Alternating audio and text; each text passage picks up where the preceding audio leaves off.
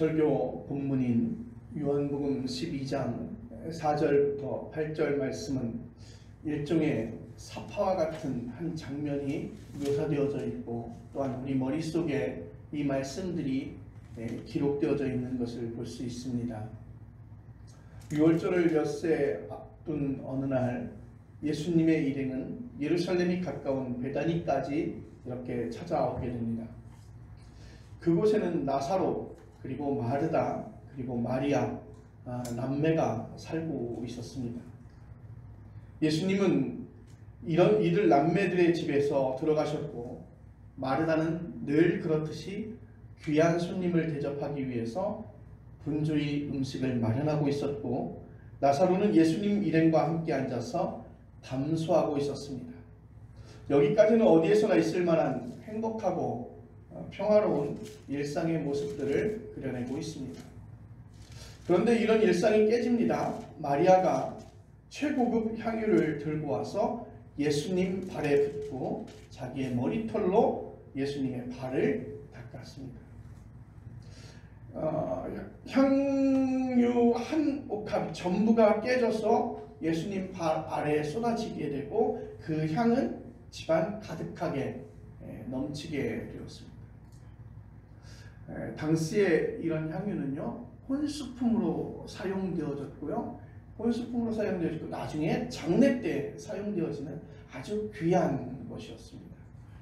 혼수품 가운데 아주 비싼 것이었죠.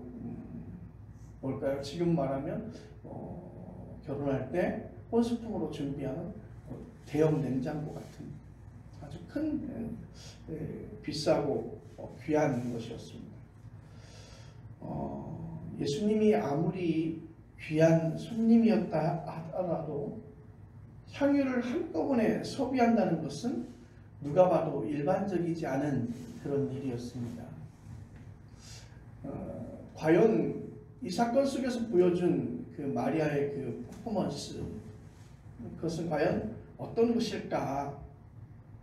여러 사람들이 모인 곳에서 젊은 여자가 머리를 푸는 행동도 예사롭지가 않습니다. 뭔가 특별한 사연이 그 안에 있는 것처럼 보입니다. 마리아 남매와 예수님과의 특별한 관계를 전제해야만 오늘 마리아의 행동이 이해될 수가 있는 것이죠. 어쨌든 마리아의 그 행동은 일반 사람들과는 일반적이지 않은 아주 특별한 행위였던 것을 우리는 예측할 수 있습니다. 마리아의 오빠 나사로는 죽었다가 예수님에 의해서 다시 살아난 일이 있었습니다. 바로 앞장인 요한복음 11장에 그 내용을 자세하게 기록하고 있습니다. 그 이야기는 요한복음만이 아니라 전체 복음서의 핵심 주제를 압축적으로 담고 있는 것이죠. 나사로가 큰 병에 걸렸습니다. 평소에 예수님과 잘 알고 지내던 나사로의 누이들이 예수님에게 우리 오빠 나사로가 죽게 되었습니다 라고 알리게 되죠. 예수님이 오시면, 예수님께서 우리 집에 방문하시면 실제 우리의 마음의 위로가 되어지는 것도 있겠지만, 실제로 예수님께서 우리 집에 오시면 다 죽어가는 오빠 나사로가 살겠다라고 하는 그러한 믿음이 그들에게는 있었던 것입니다. 단순히 예수님이 오셔서 위로의 말씀을 해주시고 예수님이 오셔서 그 가정에서 기도해 주시는 것으로 만족하는 것이 아니라, 이 나사로의 누이들은 그런 믿음들을 가지고 있었어요. 예수님께서 오시면 다 죽어가는 우리 오빠 나사로가 살 수 있겠다. 그런데 예수님이 그들의 집에 가던 도중 당도하기 전에 나사로는 이미 숨을 거두었습니다. 그리고 예수님이 그곳에 도착했을 때는 나사로가 이미 동굴 무덤에 들어간 지 나흘이나 되었을 때입니다.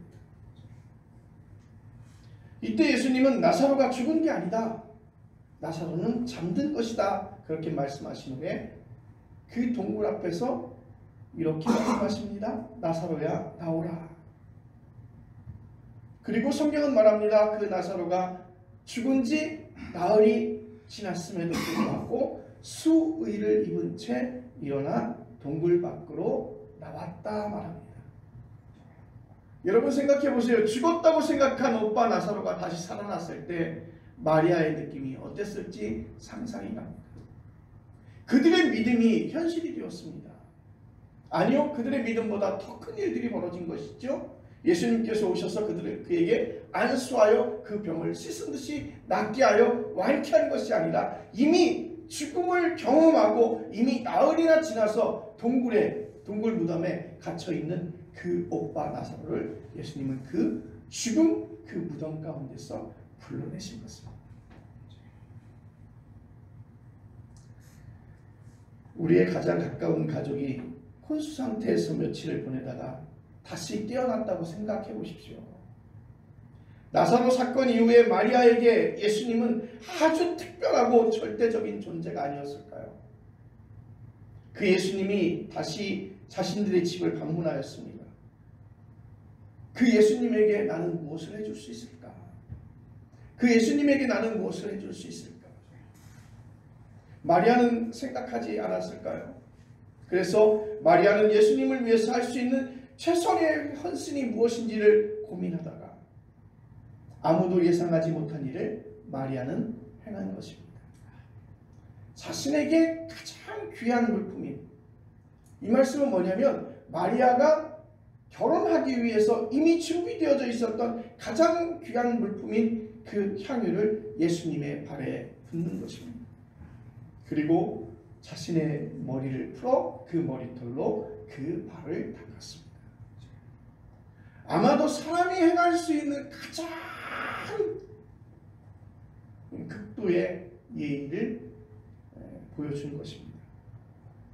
이것으로 일이 끝났으면 참으로 아름다운 에피소드로 기억되었을 것입니다.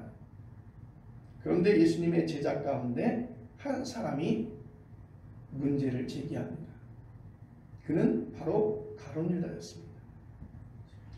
5절에서 그는 이렇게 말합니다. 이 향유를 어찌하여 300데나리온에 팔아 가난한 자들에게 주지 아니하였느냐. 300데나리온은 얼마나 될까요? 지금 우리나라 환율로 계산해서 얼추 생각해보면 약 3천만 원에 해당하는 돈입니다. 그만큼 향유가 비싸다는 얘기겠죠. 상당히 큰 액수입니다. 그것을 한꺼번에 쏟아 붓는다는 것은 누가 봐도 낭비라는 것이죠. 그만한 정도의 돈으로는 작은 사업을 시작할 수도 있고 장학금으로 공부하기 어려운 학생들에게 전달할 수도 있습니다. 유다는 여기에서 구제 사업으로 쓸 것을 제안하죠. 유다는 예수님도 마리아의 행동을 어리석다라고 반드시 나무라시고 자신의 의견에 같이 해주실 것을 기대했을지 모릅니다. 그런데 예수님은 그런 기대와 다른 말씀을 하셨습니다. 평소에 예수님답지 않았습니다. 예수님은 질책을 받고 있는 마리아를 향해서 또 그 제자들을 향해서 마리아를 가만두어라. 마리아를 가만두어라. 그녀가 한 행위는 예수님 당신의 장례를 준비하시는 것이라는 이야기를 하게 됩니다. 이어서 8절에 이렇게 말씀하셨습니다. 가난한 자들은 항상 너희와 함께 있거니와 나는 항상 있지 아니하리라. 이런 말씀은 이해하기가 좀 곤란하죠. 예수님이 마치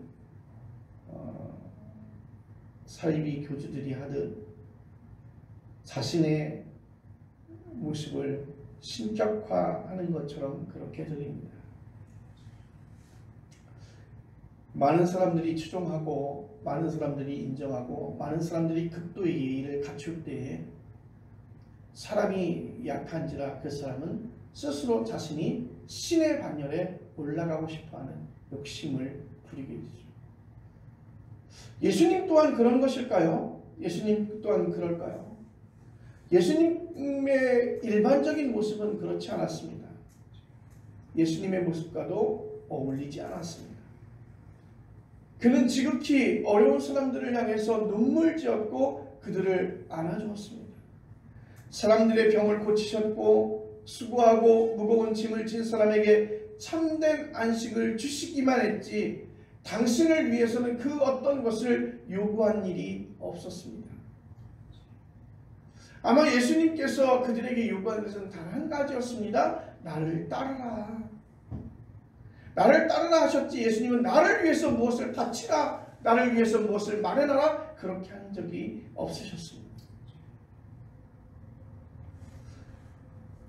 예수님의 이 말씀 구제가 별로 중요하지 않는 것처럼 들리기도 합니다. 예수님 그렇게 말씀하시잖아요. 가난한 자들은 항상 너희와 함께 있거니와 나는 항상 있지 아니하리라.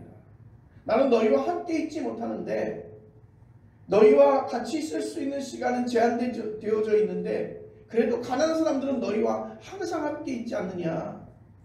이 말을 바꿔서 설명하면 그들을 위해서 구제하는 것보다 나를 위해서 사용하는 것이 더 바람직하지 않느냐라고 하는 말로 들리면서 구제하는 것이 별로 중요하지 않는 것처럼 들리기도 합니다. 한국교회는 실제로 구제하는 일에 매우 열심입니다. 교회가 지역사회에서 담당해야 되는 그 일들을 하기 위해서 수고하지요.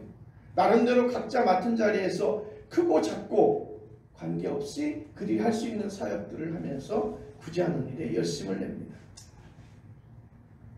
그런데 오늘 말씀을 보니까 예수님이 당신 자신을 섬기는 일을 위해서 구제는 하지 않아도 된다고 그렇게 말씀하실 리가 없습니다.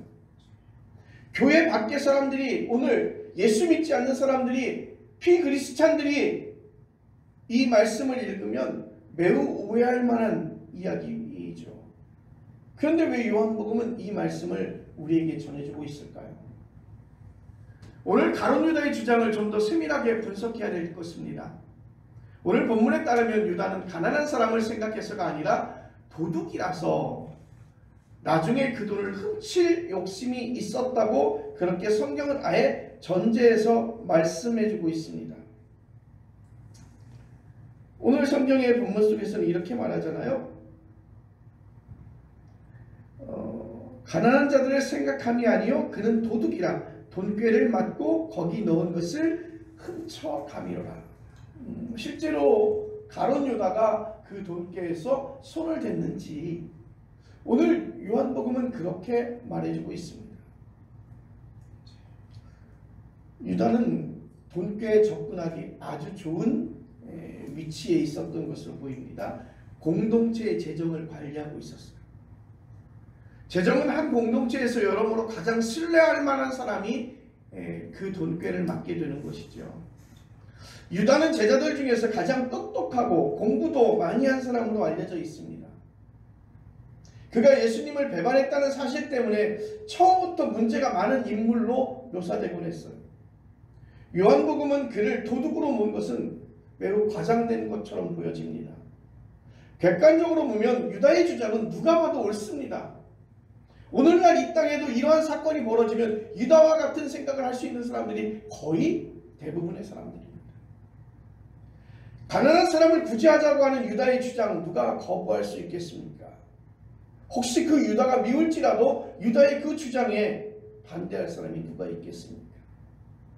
그의 주장은 모든 이들에게 존경받을 만한 휴머니즘을 그 바탕에 깔고 있습니다. 그는 역사의식이 투철한 지성적인 기독교인을 대표합니다. 제2의 유다, 제3의 유다는 기독교 역사에서 계속해서 배출되어지고 있습니다. 지금도 마찬가지죠. 교회의 개혁이 문제가 될 때 빠지지 않는 주장이 교회의 사회봉사와 구제입니다. 교회가 세상과 고립되어서 그들 스스로만 종교적 만족감에 떨어지지 말고 적극적으로 사회에 참여해야 한다는 것이죠. 특히 정치 경제적으로 소외된 이들을 돌보는 일을 게을리하지 말아야 한다는 목소리가 설득력이 있습니다. 그래서 실제로 대한민국 교회 중에서는 비교적 개혁적인 교회는 구제와 봉사에 열심을 내고 있습니다. 결식자들에게 교회가 직접 밥을 제공하기도 합니다. 장애인 단체를 찾아가서 몸으로 돕거나 재정적으로 후원을 하기도 합니다. 그런데 말입니다. 여러분 엄격하게 말하면요. 교회는요 구제기관이 아닙니다. 그런 일들은 엄격히 정부의 책임이죠. 지금도 제 지역으로 선포된 의성 또 경기 그 경상도 지역의 그 산불 지역에 많은 교회들이 그것을 찾고 방문하고 있습니다. 어떤 면에서는 정부가 해야 되는 일들인데 정부가 그 일들을 감당하지 못하고 있을 처음 그 시간에 가장 현명하고 가장 빠르게 교회가 대처하고 거기에서 구제와 봉사를 하는 것이죠. 여러분, 정부가 그 일을 감당하지 못하는 어떠한 부분들이 있기 때문에 교회가 그 구제와 봉사의 사역을 감당하는 것이고 부분적으로 대신하는 것이지 교회의 고유한 업무가 엄밀히 아니라는 것이지요. 여러분 오해하지 마십시오. 구제와 봉사가 필요 없다는 뜻이 아니라 그것이 교회의 본질적인 업무, 교회의 본질적인 가치가 아니라는 것이에요. 오늘 본문이 전하고 있는 유다의 합리적이고 계몽적이고 그럴듯한 주장이 교회의 본질이 아니라는 것입니다. 그 이유는 무엇일까요? 그 첫째는 현실적인 문제로 교회의 재정적인 한계입니다. 교회는 아무리 구제에 힘을 써도 한계를 가질 수밖에 없습니다. 오늘 시민들의 세금은 국가가 관리하죠. 국가가 재정을 바르게 사용하는 것이 복지와 구제 사업에서 훨씬 효과적입니다. 교회는 정부로 하여금 재정을 바르게 사용할 수 있도록 예언자적 역할을 하는데 만족해야 할 것입니다. 두 번째로는 근본적인 문제로 구제활동이 일종의 율법으로 작동할 수 있다는 사실입니다. 여러분, 지금 산불로 인해서 많은 피해를 본 그들을 위해서 많은 사람들이 따뜻한 마음을 나눕니다. 특히 이제 많은 사람들에게 공인이 된 사람들이 성금을 기부를 하죠. 어떤 그 회사에서는 놀랍게도 100억 원이라고 하는 돈을 성금으로 희사를 했어요. 그리고 연예인들은 10억에 또 1억에 5천만 원에 3천만 원에 1천만 원에 그러한 각자가 할 수 있는 그 성금을 내고 있는데요. 재밌는 기사가 하나 떴어요. 어느 그룹이 3천만 원의 성금을 냈는데 귀하고 복된 일이잖아요. 그런데 조금 냈다고 많은 사람들이 그것을 문제를 삼는 경우들도 발생을 했습니다. 여러분 안타까운 마음에서 성금을 내는 거잖아요. 그런데 그 성금의 액수를 가지고 누구는 얼마를 냈는데 누구는 왜 그거밖에 내지 않느냐고 반드시 내야 되는 것처럼 그것이 죄악인 것처럼 그렇게 율법으로 작동한다는 것이죠. 율법은 우리의 양심을 불안하게 합니다. 자유를 파괴합니다. 그리고 거꾸로 자만하게 만들죠. 무슨 고민이 있었을까요? 안타까운 마음으로 그 성금을 내는 사람들이 있는데 그 안타까운 마음보다 더 앞서는 것이 뭘까요? 어떤 금액을 낼까? 어떤 금액을 내야 사람들로 하여금 지탄을 받지 않을까?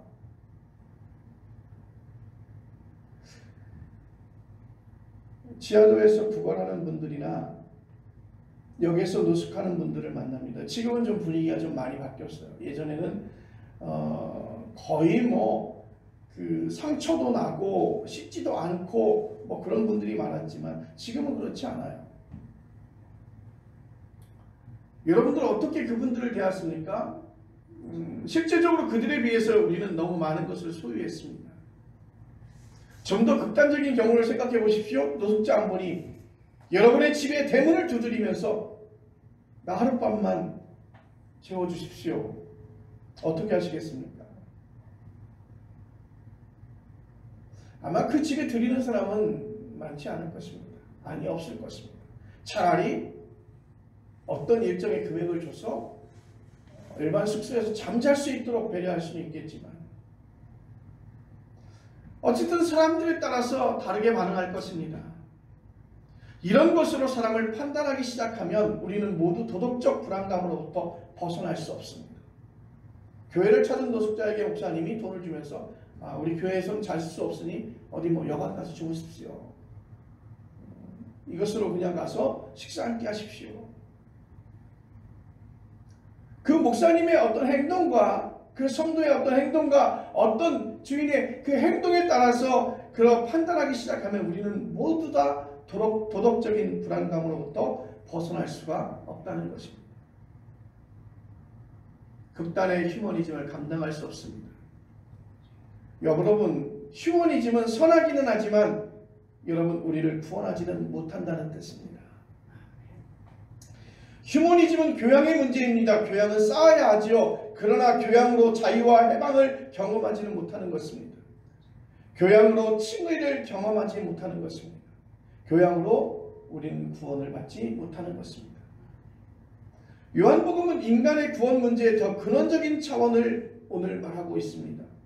그것은 바로 예수님의 사건입니다.